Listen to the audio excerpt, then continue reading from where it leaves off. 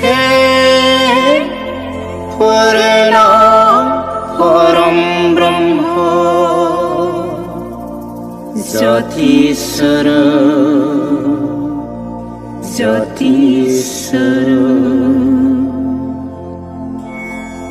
बै सिङाव थानाय बे जौगालयाव नुजाफैनो हानाय गासैबो आइ आफामोन जोंहा उदालगुरि दख'रा ब्रह्म धोरोम आफादनि मानगोनां नेहाथारि दं आरो दिनैनि नैबे आफादखौ मोजाङै मोजां मेहेर गोनाङै सामलायलांबाय थानाय दिनैनि बे आफाद सामलायगिरि मानगोनां आफादगिरि आरो जोंहा गुबुन गुबुन बिबानाव गासिबो बाबामोनहा आइमोनहा दंखाजोबो दा समनि आंखालखौ नायनानै आङो गुबुन गुबुन बिबानाव थानाय बाबामोनखौ आङो सासे सासेहै सिनायथि होनानै मान होनो सानाखिसै मानो होनबा जोंनि जिथु प्रग्राम बियो सानसेयारि दा बेवहाय खोनानो मोनदों सानसेयारि प्रग्रामावनो आइ बाबामोनहा गामिनिफ्राय जोंखौ बोथिसे जानायनि लाहार फाहार खालामदों बेवहाय आं गोबाव खालामालासिनो जिथु आंखौ बुंथिनाय टपिकखौ होदों बिनि सायावल' आं फंनैसो बुंनानै आइ आफामोनखौ जा एसे हायो खोनासंहोनो सानबाय आंनि बुंथिनायाव मानसि जिहेथु जों बयबो गोरोन्थिया बयहाबो थायो बुंलांनायाव गोरोन्थि जायोब्ला आइमोनहा सायख'नानै गारनानै जाय बाथ्राया थार जागोन बे बाथ्राखौ आइमोनहा गोसोआव लानानै आंखौ आंनि गोरोन्थिखौ निमाहा होलांगोन बेखौनो आङो गिबियावनो निमाहा बिग्रोनाय थाबाय दा टपिकआव दङ बिमा माहारिनि मावनो गोनां हाबा गासिबो जोङो साननानै नायोब्ला फारसेनिफ्रायनो संसार जानायाव बिमा माहारिनि सायावनो बांसिन बजाय खर'आव दैखांनो हायै गोसो गोरबोआवबो नांथाबनाय खामानि दामानियावबो नांथाबनाय आइमोन नङा होमबा आइमोनहा जिहेथु मावनानै दांनानै प्रेक्टिकेलि जाबोखाबाय थादों बे मावनायाव आइमोन जाहाथे गामिखौ मोजाङै सांग्रां खालामनोब्ला फोसाबनांगौब्ला जों आइमोनहा सिगां जानांगोन आइमोनहा मावाब्ला नैबे जिथु जोंनि गाज्रि मुवा बेखौ जों आफामोननो होनो हाया लोगोसे जोंनि आफामोनहा बेखौ जुदि देखायाब्ला जोंनि फिसा फिसौआ नुनाय नङा रोंनाय नङा आइमोन बेखायनो आङो गुरैयै खावलायदों सिगां जि गोरोन्थि मावबोबाय आइमोन बेखौ जों लासै लासै सानसेनो नङा लासै लासै नागारलांनो जों नाजानांगोन सोरबा आइया बेखौनो खालामनानै जादोंमोनब्ला संसार सोलिदोंमोनब्ला बे आइया जुदि नागारनो हादोंब्ला आं मानो हाया आंबो हानांगोन आंबो माने नाजासिगोन नैबेखौ जों साननांगोन आइमोन आरो जोङो दा नुगासिनो दं बाबामोनहा बुंगासिनो जोंखौ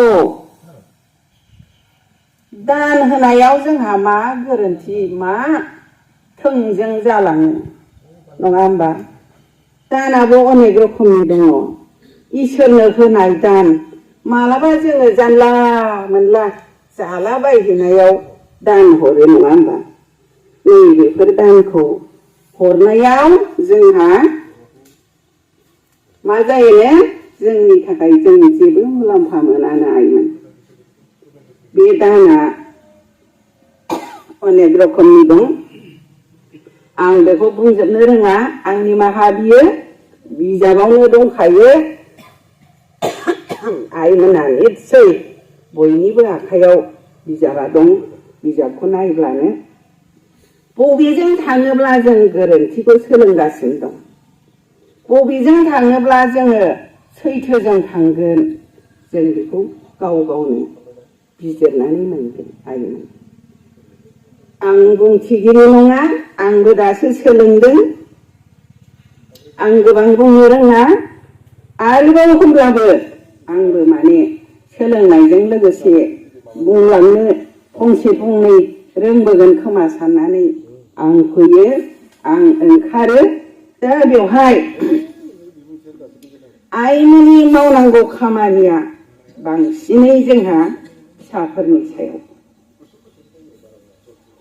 जों सानफ्रोमबो न'खराव रावखौ मोजां बाहायनांगोन गुरै बाहायनांगोन फिसाफोरजों लोगो जानो रोंनांगोन फिसाया बहा थाङो बहा थाङा मा खालामनो नागिरदों मा सानदों बिफाजों फोरमायथिनो हायाबा बिमाफ्रा लोगो जानानै लोगो जाथाबथारनानै सोंनानै जों खोथाफोरखौ दिहुननो हानांगोन अब्ला जोङो फिसानिफ्राय एसे डाइरेक्ट फोरमायनो हायाबाबो जुदि स्लाइड खेंसालियायै फिसाफ्रा जोंनो फोरमायनानै लानो हायोबा थारैनो जों बे फिसानि गोरोन्थि खालामनो थांनाय बा सैथो खामानि मावनो थांनाय बेफोरखौ जोङो मोजाङै बुजायनानै हरनो हायो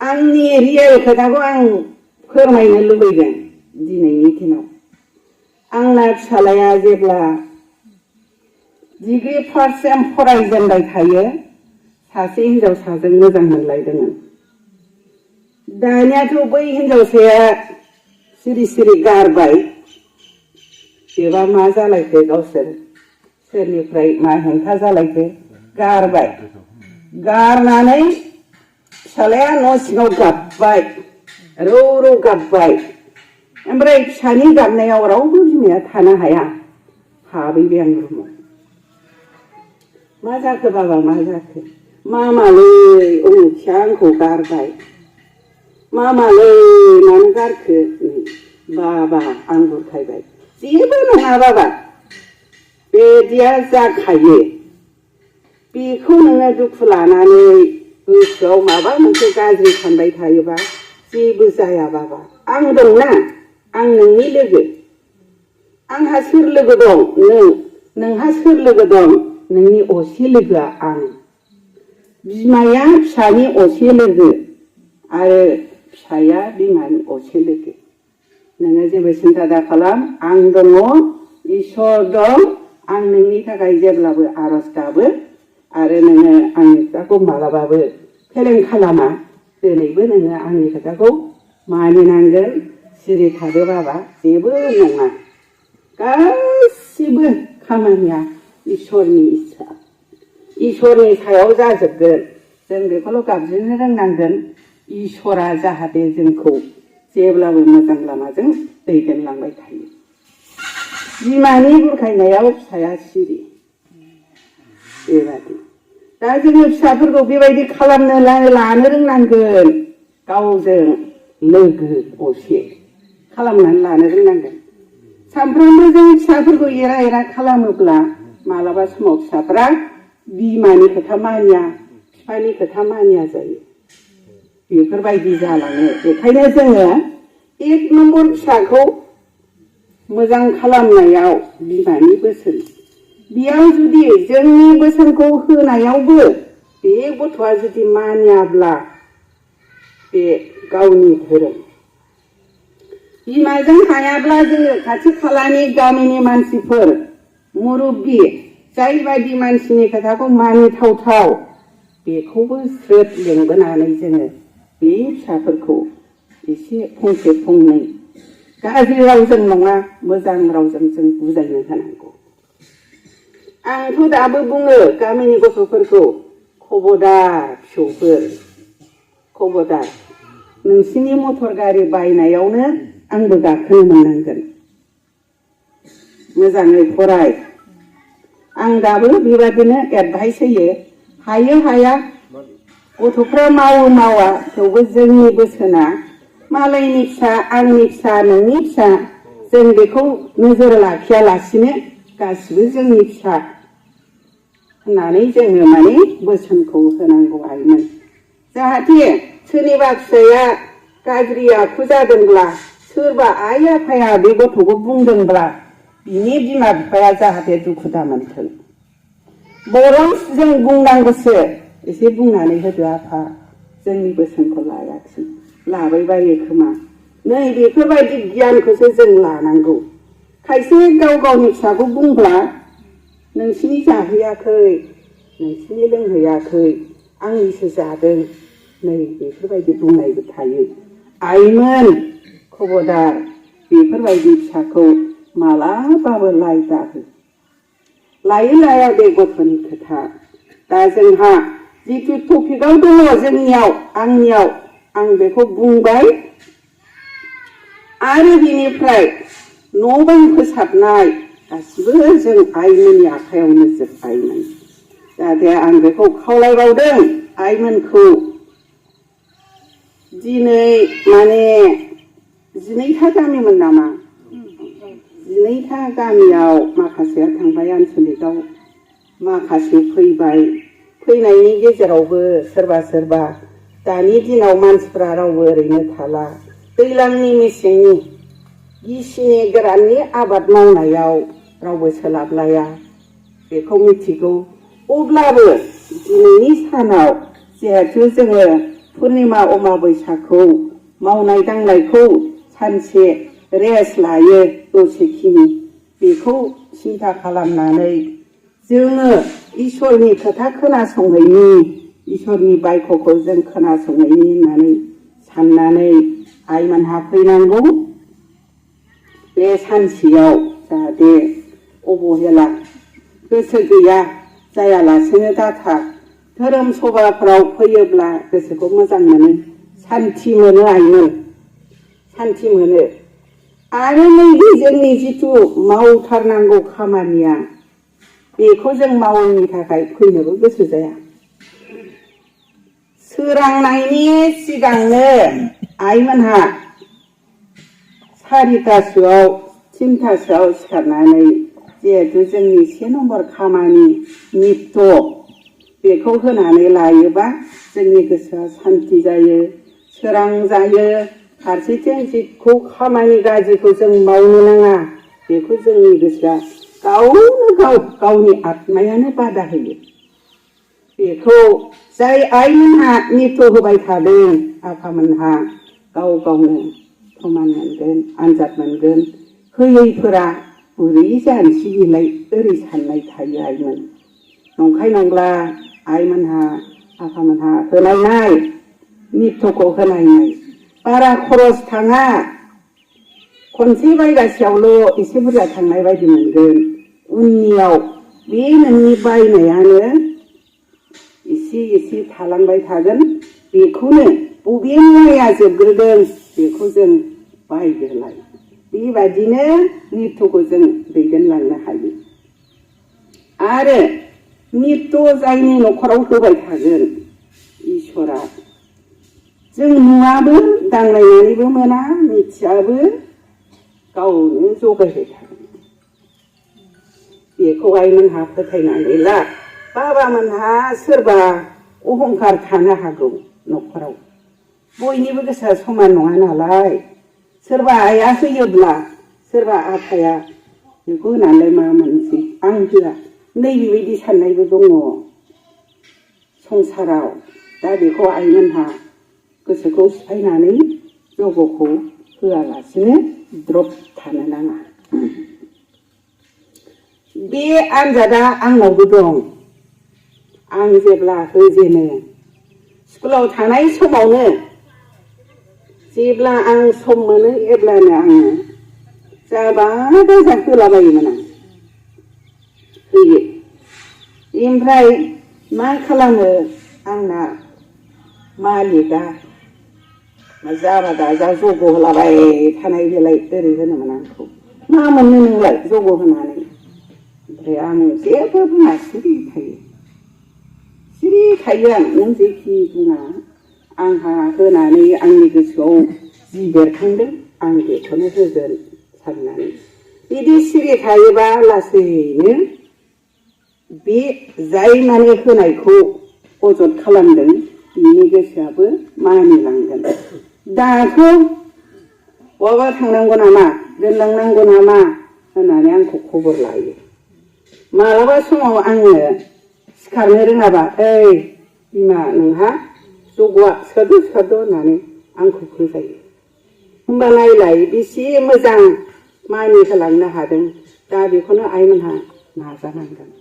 दा बेफोरखौ खोनालाङोबासो आइमोनहाबो गोसो जाहैगोन नङा होमबा? बेनिखायनो धोरोम सभाफ्राव फैनांगौ। जोंथ' बांद्राय गोरों बुंथिनो गोरों नङा। जा फंसे बुंदों बेखौनो आइमोनहा गोसोआव लालांदो। बिदिनो जोङो मावलांदो। जोंनिफ्राय गोरोंसिन जालांनो हागोन। जों लेखा फराबो बुरजा रोङा। दानि गथ'फ्रा गोरों जाबाय। फैनांगौ लाइमोनफोराबो आं खावलायदों फैनांगौ। आरो जिहेतु जोंनि बैसोगोरा गामिफ्राव फिसाला बिहामजोफ्रा बहाबा थांबा न'खर बेंग्रा बे आइमोनहा बांसिन नुजाफैनांगौ। मानो होनबा न'आव थानानैबो जेबो मावनो हाला, आथिं आखाइ जाला। आंलाय माथो मावबावनो। आं इसोरखौनो खुलुमनायाव आं फंसे फंनैबाबो जा एसे बुंफानो हायो बेखौनो बुंनानै आं इसोरनो दान होनि होननानै ओंखारबोनांगौ आइमोनहा। आं बैसो जाबाय, आं बुरिबाय, आं थांला लासिं सिं नै बेफोर खोथाखौ मालाबाबो खुगायाव दालाबो। बेबायदि सानोब्ला दिनै आं फैनाय नङामोन। आं मा सानो आइमोन, आं जा फंसे बुंब्लाबो आइ आफामोनखौ आं जाहाथे बयखौबो गोसोआव उत्सा जाहोनो हायो। बैसोगोरा आइयानो फैदोंब्ला जों मालाय मानो उन जानानै थानो, जोंबो थांनि ओरै होननानै सानथों होननानै आङो फैयो। जेरावखि प्रग्राम जाया मानो आं थाङो आइमोन। माथ्र आंहा मोनसे देहा उसुबिदानि थाखाय आङो मालाबा समाव देहाया बोरैबा जाबासो आङो फैनो हाया। बेनिखायनो आं खावलायदों आइमोनखौ खुदिया गथ'फोरनि मोजांनि थाखाय आइमोनहा नैबे जोंनि धर्म सभानि गेजेरजोंबो गियान मोनो। बेनिखायनो आं गोबां बुंनो सानाखिसै। दङब्लाबो जोंहा दंबावो माखासे बुंथिगिरिफोर। आं हारसिङै लाजोबोब्ला आंनिखौल' गोबाव खोनासङोब्ला खोनासंनो उसुबिदा मोनो नङा होमबा?